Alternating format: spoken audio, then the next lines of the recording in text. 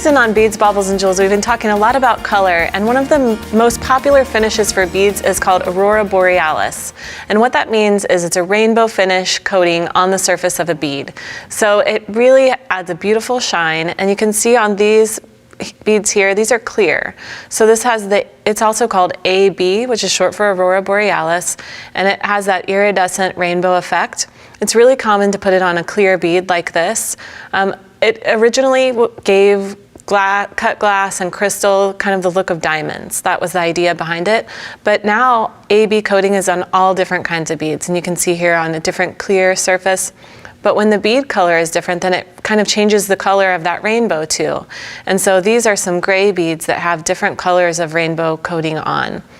This one again has sort of a blue and purple shimmer to it, and that's over a gray bead. Here you can see it where it's a combination of a matte surface and a shiny surface.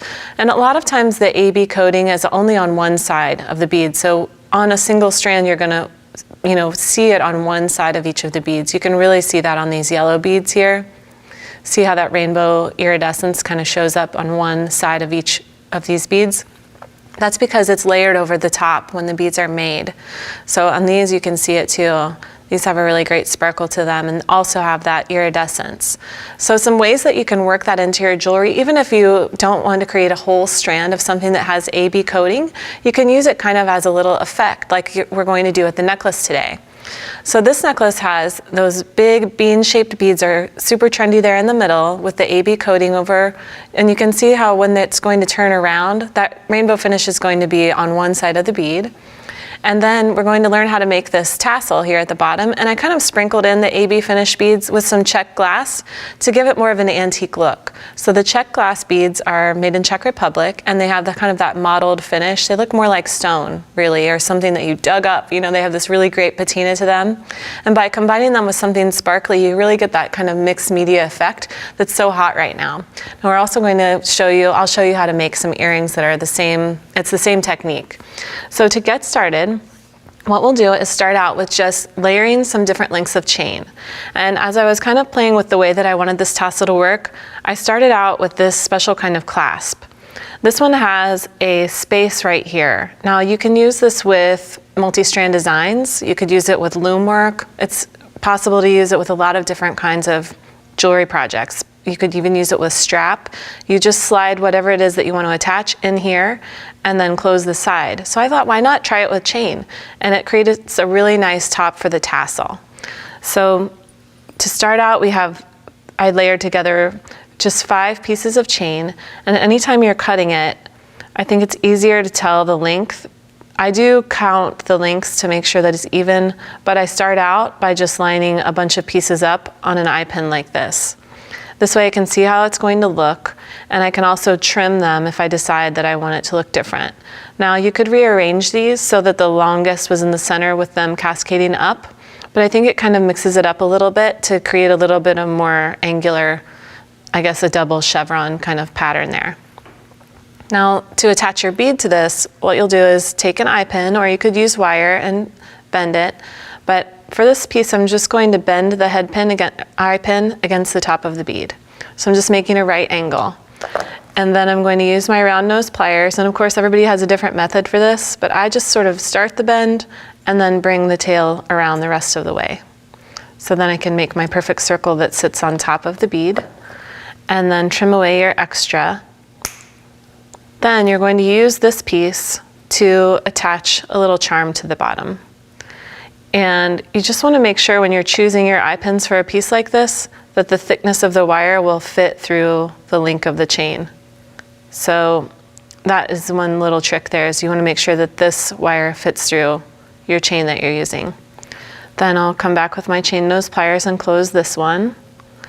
And then I'm going to attach my leaves. I'll just do one on each of the dangles, and you could either use the jump ring for a little bit of extra dangle here, or you could attach directly from the eye pin to the top of the leaf, and you'll do that on each of your chains.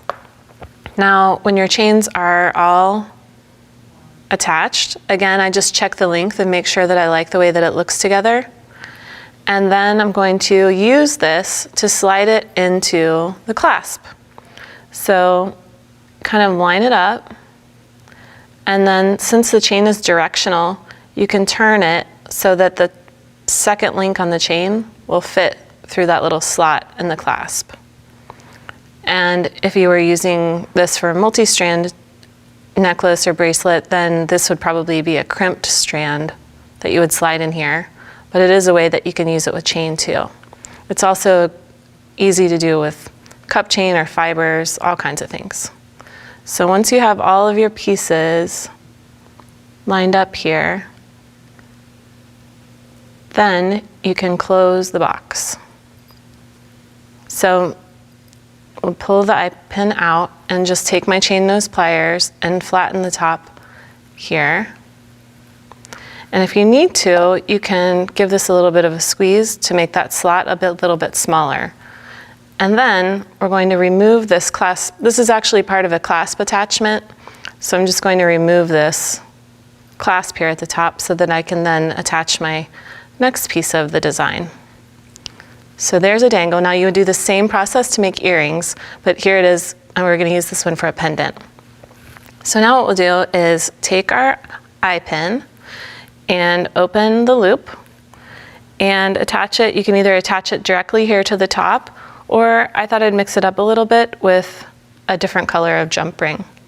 So this is kind of bringing I'm doing a lot of mixed metals here. So combining gold, silver, and now some hematite color findings. And then I'll close this up so I can attach it to my eye pin loop. And then close this one with my chain nose pliers. And it's the same kind of thing, just always turning it to the side instead of pulling the ends away. Then add your large bead and maybe a spacer bead here. And then we'll add another one of these check glass beads to bring that all together. And this is going to be a single bean pendant here. So I just trim this to a finger's width. Then make a large loop here at the top with my round nose pliers. Then I'm going to string this on to the center of my necklace chain.